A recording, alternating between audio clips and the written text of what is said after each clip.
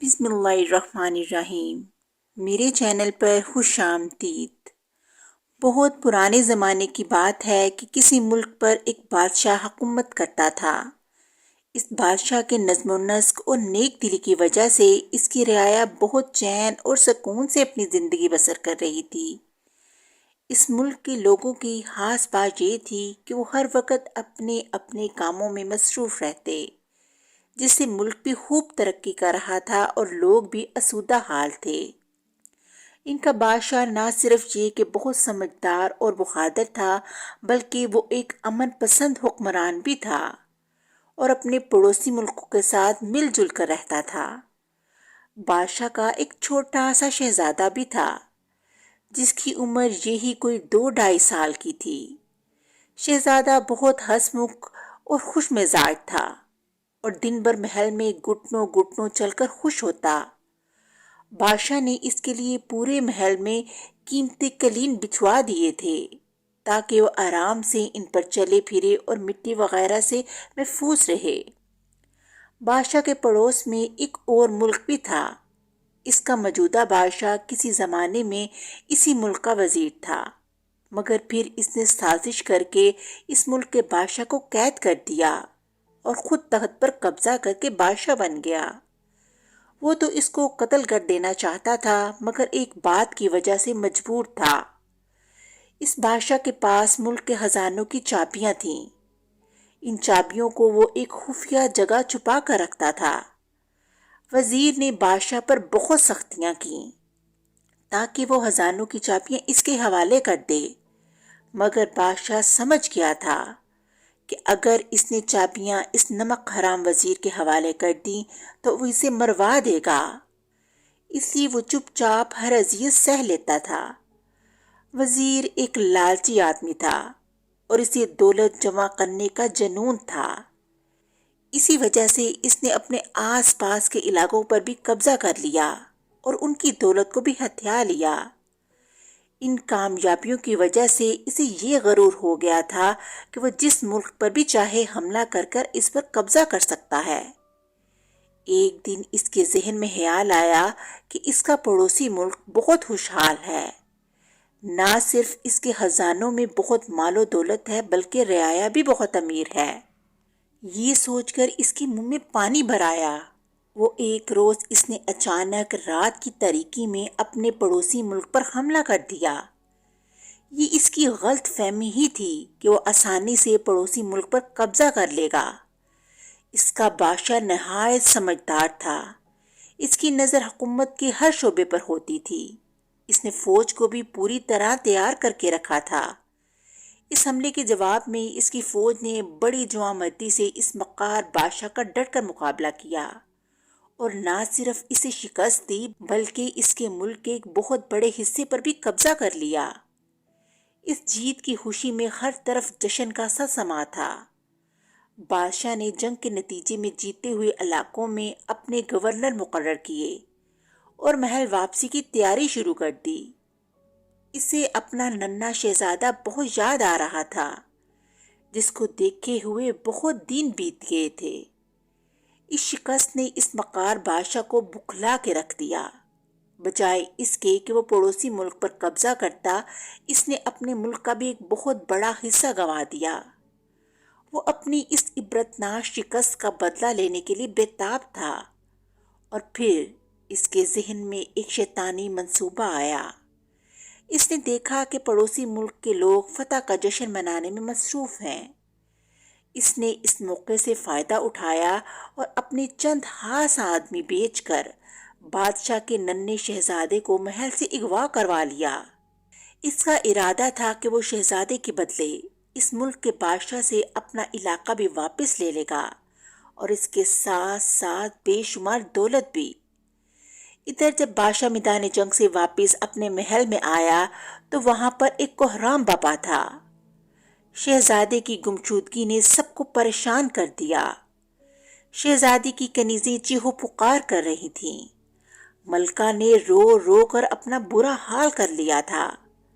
محل کے محافظ الگ پریشان تھے کہ ان کے ہوتے ہوئے کسی نے شہزادے کو اغوا کر لیا تھا اور اب انہیں بادشاہ کے عتاب کا ڈر تھا۔ بادشاہ کو جب شہزادے کی گمشدگی کے متعلق پتہ چلا تو خود اس کا غم سے برا حال ہو گیا۔ فتح کی ساری خوشی ہوا ہو گئی اور وہ سر پکڑ کر بیٹھ گیا۔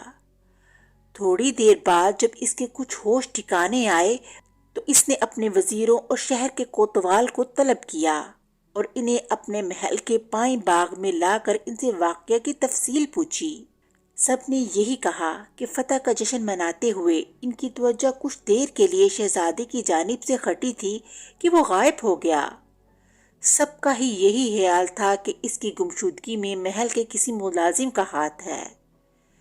بادشاہ نے کہا، اس نمک حرام کا تو ہم پتہ چلا ہی لیں گے، لیکن اس سے پہلے شہزادے کے بارے میں معلوم کرنا زیادہ ضروری ہے۔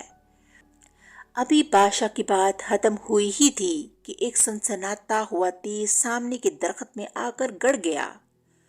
کوتوال نے جلدی سے آگے بڑھ کر تیر کو نکالا۔ تیر میں ایک ریشمی تھیلی بندھی ہوئی تھی اور اس میں ایک خط رکھا تھا۔ بادشاہ نے کوتوال کے ہاتھ سے خط لے کر اسے اونچی آواز میں پڑھا۔ تمہارا شہزادہ ہمارے قبضے میں ہے۔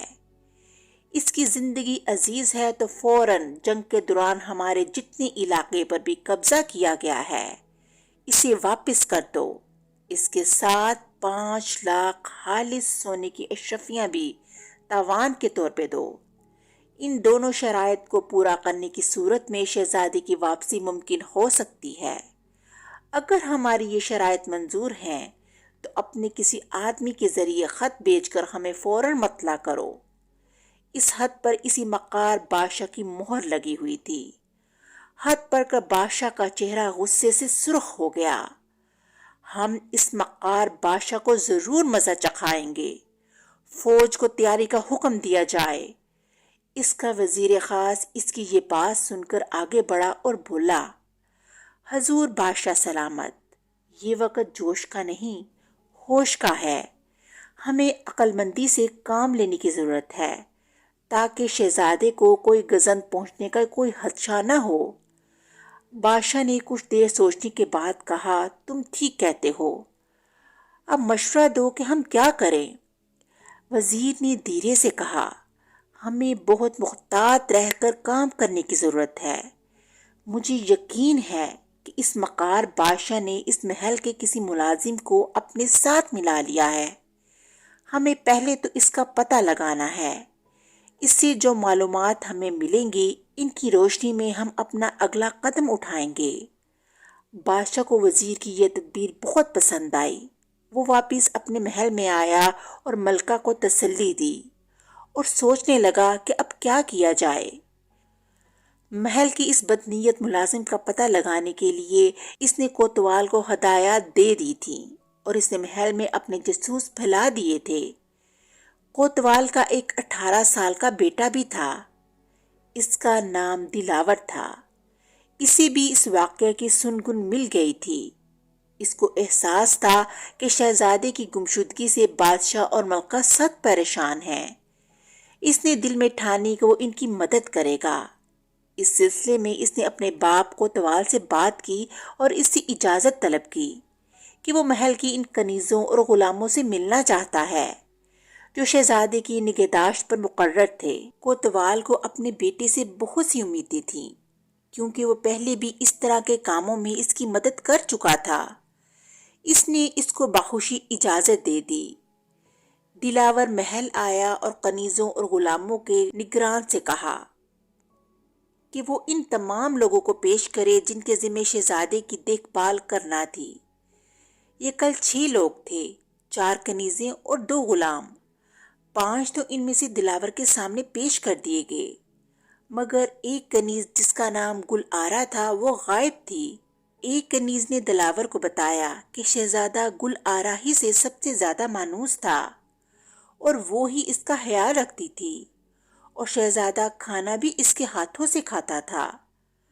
کنیزوں اور غلاموں کے نگران نے دلاور سے کہا، میں ابھی اپنے آدمی گلارا کے گھر بھیجتا ہوں، وہ اسے ساتھ لے کر آ جائیں گے۔ مگر گلارا گھر بھی نہیں تھی۔ اس کے شوہر نے بتایا کہ وہ صبح گھر سے محل کی جانب نکلی تھی، اب تک گھر واپس نہیں آئی۔ اس کی گمشدگی نے سب کو یہ یقین دلا دیا تھا کہ شہزادی کی گمشدگی میں اسی کا ہاتھ ہے۔ دلاور سوچ میں گم تھا۔ اب اسے اس بات کا پتہ چلانا تھا کہ گلارا کہاں چلی گئی۔ اس نے شام تک اس سلسلے میں بہت بھاگ دوڑ کی، مگر کوئی نتیجہ نہ نکلا۔ وہ سخت مایوس ہو گیا۔ کچھ دیر بعد شاہی محل سے ایک ہرکارا آیا اور کوتوال سے کہا کہ اسے بادشاہ سلامت نے طلب کیا ہے۔ کوتوال نے دلاور کو بھی ساتھ لیا اور بادشاہ سلامت کی خدمت میں حاضر ہو گیا۔ دلاور نے سب سے پہلے آج پورے دن کی روداد بادشاہ کے گوش گزار کی۔ بادشاہ نے کہا، ملکہ کی حالت ہم سے دیکھی نہیں جاتی۔ ننھے شہزادی کی جدائی میں انہوں نے رو رو کر برا حال کر لیا۔ ہمارا فیصلہ ہے کہ ہم تمام علاقہ واپس کر کے اور 5 لاکھ اشرفیاں دے کر اپنے شہزادے کو اس مکار بادشاہ سے آزاد کروا لیں۔ اس سلسلے میں ہم نے ایک خط بھی لکھ کر اس پر اپنی شاہی مہر ثبت کر دی ہے۔ اب تم کسی ایسے بااعتماد آدمی کا بندوبست کرو جو اسے وہاں تک پہنچا کر ہمارا شہزادہ واپس لے آئے۔ کوتوال نے کہا، بادشاہ سلامت، یہ کام بہت اہم ہے۔ اجازت ہو تو میں دلاور کو یہ کام سونپ دوں۔ مجھے امید ہے کہ وہ اس کو بہتر طریقے سے سر انجام دے گا۔ ہمیں کوئی اعتراض نہیں۔ اگر اس کام کے پیچھے گلارا کا ہاتھ ہوا تو ہم اسے سخت سزا دیں گے۔ غداروں کے لیے ہمارے دل میں کوئی نرم گوشہ نہیں۔ بادشاہ نے غصے سے کہا اور اٹھ گیا۔ رات ہونے والی تھی، مگر چونکہ معاملہ بہت اہم تھا اس لیے دلاور بادشاہ کا ہاتھ لے کر سفر پر نکل کھڑا ہوا اور اپنے گھوڑے کو سر پر دوڑاتا ہوا تیزی سے فاصلہ طے کر رہا تھا۔ ندی، نالے اور پہاڑوں کو عبور کرتا ہوا وہ آدھی رات کے وقت پڑوسی ملک کی حدود میں داخل ہو گیا۔ مسلسل سفر کی وجہ سے اس کا گھوڑا تھکا تھکا سا نظر آنے لگا۔ ایک جگہ اسے جنگل نظر آیا، وہاں پر ایک ندی بھی تھی۔ اس نے مناسب سمجھا کہ یہاں بیٹھ کر کچھ دیر خود بھی سستا لے اور گھوڑا بھی آرام کر لے۔ یہ سوچ کر وہ گھوڑا روک کر اس پر سے اتر گیا اور اسے پانی پینے اور گھاس چرنے کے لیے کھلا چھوڑ دیا۔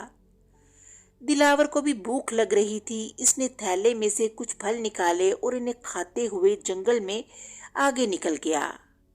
ابھی وہ کچھ دور ہی چلا تھا کہ اسے آگے روشنی سی نظر آئی۔ اس کے ذہن میں فوراً خیال آیا، ہو نہ ہو یہ لوگ ڈاکو ہیں۔ وہ جھاڑیوں کی اوٹ سے لے کر کچھ اور آگے بڑھا۔ اس نے دیکھا وہاں آگ کے الاؤ روشن ہیں اور اس ملک کے مکار بادشاہ کے کچھ سپاہی آپس میں باتوں میں مصروف ہیں۔ ایک سپاہی کہہ رہا تھا، جلدی کرو، ہمارے پہرے دینے کا وقت شروع ہو گیا ہے۔ ہم نے اگر مزید دیر کی تو وہاں پر پہرا دینے والے ساتھی ناراض ہوں گے۔ اس کی بات سن کر سب جلدی جلدی اٹھنے کی تیاری کرنے لگے اور تھوڑی دیر بعد وہ سب وہاں سے روانہ ہو گئے۔ دلاور حیران تھا کہ وہ شاہی سپاہی کس جگہ پہرا دینے کی بات کر رہے تھے۔ اسے معاملہ کچھ پراسرار لگا۔ وہ جلدی سے اپنے گھوڑے کے پاس آیا اور پھر ایک مناسب فاصلہ طے کر کر خود بھی ان کے پیچھے چل پڑا۔ قریب ہی ایک دیہات تھا۔ آبادی سے ذرا ہٹ کر وہاں ایک بڑی سی حویلی تھی۔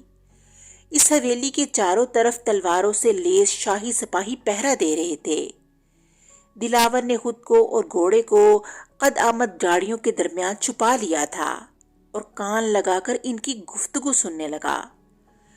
تم لوگوں نے آنے میں بہت دیر کر دی ہے، پہرا دینے والے ایک سپاہی نے منہ بگاڑ کر کہا۔ ہم لوگ کھانا کھانے لگے تھے اس لیے دیر ہو گئی، جانے ہماری یہاں سے کب جان چھوٹے گی۔ نئے آنے والے سپاہیوں میں سے ایک نے کہا، ہمارے جاسوس نے بتایا ہے کہ پڑوسی ملک کا بادشاہ ہماری شرائط ماننے پر راضی ہو گیا ہے۔ شہزادے کو جلد ہی واپس کر دیا جائے گا۔ شہزادہ روتا بہت ہے، اگر وہ کنیز ساتھ نہ آتی تو سمجھو مصیبت ہی آ جاتی۔ چھوٹے بچے اگر رونے لگیں تو انہیں چپ کروانا بڑا مشکل ہو جاتا ہے۔ دلاور نے جو ان کی یہ گفتگو سنی تو اس کا دل زور زور سے دھڑکنے لگا۔ اسے پتہ چل گیا تھا کہ شہزادے کو اس حویلی میں قید کیا گیا ہے۔ وہ خاموشی سے اپنی جگہ سے نکلا۔ اس نے دور ایک پہاڑی کے ٹیلے پر ایک بڑے سے پتھر سے گھوڑے کو رسی سے باندھا اور دوبارہ حویلی کی طرف چل دیا۔ حویلی کے آس پاس بہت زیادہ جھاڑیاں تھیں۔ رات ہونے کی وجہ سے تاریکی بہت زیادہ تھی۔ اوپر سے آسمان کو بھی کالے کالے بادلوں نے گھیر رکھا تھا، جس سے تاریکی میں مزید اضافہ ہو گیا تھا۔ اس لیے اسے دیکھ لیے جانے کا خدشہ بھی نہ رہا تھا۔ وہ ایک گھنی جھاڑی کے پیچھے بیٹھ کر حویلی کا جائزہ لینے لگا۔ اسے کسی ایسے راستے کی تلاش تھی جس کے ذریعے وہ اندر داخل ہو سکے۔ اسے کوئی ایسا راستہ تو نظر نہ آیا، مگر حویلی میں داخل ہونے والے بڑے دروازے کے نیچے اتنی ہلا ضرور نظر آئی کہ ایک آدمی زمین پر لیٹ کر اور لڑک کر اندر داخل ہو سکتا تھا۔ مگر مشکل یہ تھی کہ اس دروازے پر ایک سپاہی ہاتھ میں چمکدار تلوار لیے پہرا دے رہا تھا۔ دلاور سوچ میں پڑ گیا۔ پھر اس کی یہ مشکل بھی حل ہو گئی۔ یکا یک بادل زور سے گڑگڑائے اور موٹی موٹی بوندیں گرنے لگیں۔ تھوڑی ہی دیر میں بارش تیز ہو گئی۔ بارش کے پانی سے بچنے کے لیے تمام سپاہی حویلی کے برابر میں ایک گھنے درخت کے نیچے جا کھڑے ہوئے۔ دلاور کے لیے اب راستہ صاف تھا۔ وہ تیزی سے زمین پر رینگتا ہوا آگے بڑھنے لگا اور اس کے سارے کپڑے کیچڑ میں لت پت ہو گئے۔ بڑے دروازے کے قریب پہنچ کر اس کی نچلی ہلا میں سے لڑک کر اندر داخل ہوا اور پھر کھڑا ہو کر ادھر ادھر دیکھنے لگا۔ اسے وہاں پر کوئی سپاہی نظر نہ آیا۔ وہ جلدی سے اٹھ کھڑا ہوا اور دبے قدموں بھاگتا ہوا حویلی کے اندر جانے والے دروازے پر پہنچ گیا۔ اس کی کنڈی باہر سے لگی ہوئی تھی اور اس میں کوئی تالا نہ تھا۔ اس نے آہستگی سے کنڈی کھولی اور دروازہ کھول کر اندر داخل ہو گیا۔ اندر دیواروں پر مشلیں روشن تھیں۔ اسے کئی کمرے نظر آئے۔ ایک کمرے سے اسے کسی کے کراہنے کی آواز سنائی دی۔ وہ لپک کر اس کمرے کے نزدیک ہو گیا۔ اس کی کنڈی باہر سے لگی ہوئی تھی۔ بارش کی مسلسل موٹی بوندیں گرنے کی شور کی وجہ سے کان پڑی آواز سنائی نہ دیتی تھی، مگر اس کے باوجود اس نے بڑی آہستگی سے اور احتیاط سے کنڈی کھولی اور اندر داخل ہو گیا۔ اندر گلارا اور شہزادہ دونوں موجود تھے۔ گلارا نے اسے دیکھا اور جلدی سے اس کے پاس آئی۔ دلاور نے فوراً اپنا خنجر نکال کر اسے اپنی گرفت میں لے لیا اور کمرے سے باہر لا کر بڑے غصے سے بولا، نمک حرام، میں تجھے زندہ نہیں چھوڑوں گا۔ گلارا اسے پہچانتی تھی کہ وہ کوتوال کا بیٹا ہے۔ وہ ہاتھ جوڑ کر بولی، میں بے قصور ہوں۔ اس غدار غلام جعفر نے اس مکار بادشاہ کے آدمیوں کو بتا دیا تھا کہ شہزادہ مجھ سے بہت مانوس ہے، اس لیے وہ مجھے بھی پکڑ کر لے آئے تاکہ شہزادہ زیادہ روئے نہ اور میری موجودگی میں بہلا رہے۔ اب دلاور کی سمجھ میں سب بات آ گئی۔ اس نے دھیمی آواز میں کہا، ہمیں یہاں سے نکلنا ہے۔ باہر بہت تیز بارش ہو رہی ہے۔ شہزادہ بھیگے گا تو رونے لگے گا اور سپاہی ہوشیار ہو جائیں گے۔ گلارا اداسی سے بولی، شہزادے کو ہوش ہی کہاں ہے؟ اسے تیز بخار ہے اور وہ بے ہوشی کے عالم میں ہے۔ لیکن یہاں سے نکلنا بھی ایک مسئلہ ہے۔ تمہیں حویلی کے بڑے دروازے کے نیچے سے نکلنا پڑے گا۔ ہمیں بہت احتیاط کی ضرورت ہے۔ بارش کی وجہ سے تمام سپاہی ایک درخت کے نیچے کھڑے ہیں۔ اگر بارش رک گئی تو ہمارے لیے ایک اور پریشانی پیدا ہو جائے گی۔ سپاہی درخت کے نیچے سے ہٹ کر پھر پہرا دینے لگیں گے۔ دلارا کچھ سوچ کر بولی، آج شام کو شہزادہ اپنی امی کو یاد کر کے بہت رو رہا تھا، تو سپاہیوں نے مجھے اجازت دے دی تھی کہ میں اسے باہر ٹہلا لوں۔ میں اسے لے کر باہر نکلی تو میں نے حویلی کے عقب میں ایک چھوٹا سا دروازہ دیکھا۔ اس پر تالا نہ تھا۔ میں تو چاہ رہی تھی کہ شہزادے کے ساتھ اس دروازے سے نکل کر بھاگ جاؤں، مگر باہر پہرا دیتے ہوئے سپاہیوں کے خوف سے رک گئی۔ یہ سن کر دلاور نے جلدی سے شہزادے کو اپنی گود میں اٹھایا بخار کی وجہ سے اس کا جسم بے حد گرم تھا۔ گلارا اسے اپنے ساتھ اس چھوٹے دروازے تک لائی اور پھر وہ تینوں بڑی آسانی سے حویلی سے باہر آ گئے۔ دلاور نے شہزادے کو گلارا کے حوالے کیا اور دوڑ کر اپنا گھوڑا وہاں سے لے آیا۔ بارش میں شدت پیدا ہو گئی تھی۔ گلارا نے شہزادے کو اپنی اوڑھنی میں ڈانپ لیا تھا۔ وہ تینوں گھوڑے پر سوار ہوئے اور پھر دلاور نے اسے تیز رفتاری سے بھگانا شروع کر دیا۔ اس کا وفادار گھوڑا بھی سمجھ گیا تھا اس کا مالک کسی مصیبت میں گرفتار ہے، اس لیے وہ سرپٹ دوڑتا رہا۔ صبح سے پہلے پہلے دلاور اپنے گھر پہنچ چکا تھا۔ کوتوال نے انہیں اور شہزادے کو دیکھا تو حیران رہ گیا۔ اس نے دلاور کو اپنے گلے سے لگا لیا۔ دلاور نے کہا، ابا جان، اس بات کو ابھی ہمیں خفیہ رکھنا ہے کہ شہزادہ صاحب مل گئے ہیں۔ سب سے پہلے آپ اس نمک حرام غلام جعفر کو گرفتار کروائیں، اس کے بعد ہم شہزادے کو لے کر بادشاہ سلامت کے پاس چلے جائیں گے۔ کوتوال نے اسی وقت غلام جعفر کو گرفتار کروا لیا اور اسی زنجیروں میں جکڑ کر جیل میں بند کر دیا۔ پھر وہ دلاور اور گلارا کے ساتھ شہزادے کو لے کر محل پہنچا۔ بادشاہ اور ملکہ رات پر بالکل نہیں سوئے تھے۔ انہیں رہ رہ کر اپنا ننھا شہزادہ یاد آ رہا تھا۔ شہزادے کو دیکھ کر دونوں کو اپنی آنکھوں پہ یقین نہ آیا۔ ملکہ نے تو شہزادے کو سینے سے لگا کر جو رونا شروع کیا تو شہزادے کی بھی آنکھ کھل گئی۔ ماں کو دیکھا تو اس کی ہونٹوں پر مسکراہٹ آ گئی۔ اس نے ماں کے گلے میں باہیں ڈالی اور بخار کی شدت سے دوبارہ بے ہوش ہو گیا۔ بادشاہ نے فوراً شاہی طبیبوں کو بلایا اور شہزادے کی دیکھ بھال کی ہدایت کی۔ پھر وہ کوتوال کو لے کر اپنے دربار میں آیا۔ وہاں پہنچ کر اس نے سپاہی بھیج کر فوج کے سپہ سالار کو طلب کیا۔ سپہ سالار آ گیا تو بادشاہ نے اسے حکم دیا کہ وہ اسی وقت اپنی فوج لے کر اس مکار بادشاہ کے ملک کی طرف پیش قدمی کرے اور اسے ہر حال میں گرفتار کر کے اس کے سامنے پیش کیا جائے۔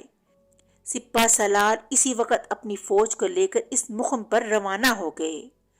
اب بادشاہ دلاور کی طرف متوجہ ہوا، اس کو گلے سے لگایا اور رندی ہوئی آواز میں بولا، تمہارا یہ احسان ہم پر ایک قرض ہے، ہم ہمیشہ تمہارے مقروض رہیں گے۔ ملکہ بھی دلاور کو تحسین امیز نظروں سے دیکھ رہی تھی۔ دلاور نے ہاتھ باندھ کر بادشاہ سے کہا، جہاں پناہ، یہ سن کر مجھے بے حد شرمندگی ہو رہی ہے۔ یہ میرا فرض تھا، میں بھی اس ملک کا ایک ادنا سا سپاہی ہوں۔ خدا کا شکر ہے کہ میں اپنے مقصد میں کامیاب ہوا۔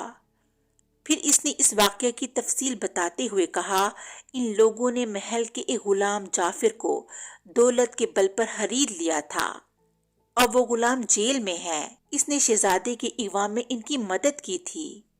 گلارا کو وہ اپنے ساتھ اس لیے لے گئے تھے کہ اس غدار غلام نے انہیں بتا دیا تھا کہ شہزادہ گلارا سے بہت مانوس ہے اور اس کے ساتھ بہت خوش رہتا ہے، اس لیے وہ گلارا کو بھی زبردستی اغوا کر کے اپنے ساتھ لے گئے تاکہ شہزادہ صاحب انہیں زیادہ تنگ نہ کریں۔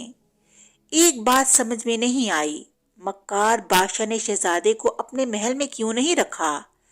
اتنی دور ایک دیہات کی حویلی میں رکھنے کی کیا ضرورت تھی؟ بادشاہ نے الجھ کر پوچھا۔ اس بادشاہ کو یہ ڈر تھا کہ اگر شہزادے کو اپنے محل میں رکھا تو آپ فوج کشی کر کے اسے آزاد کروا لیں گے۔ شہزادہ صاحب کو حویلی میں رکھنے کی وجہ اس کا یہی خوف تھا۔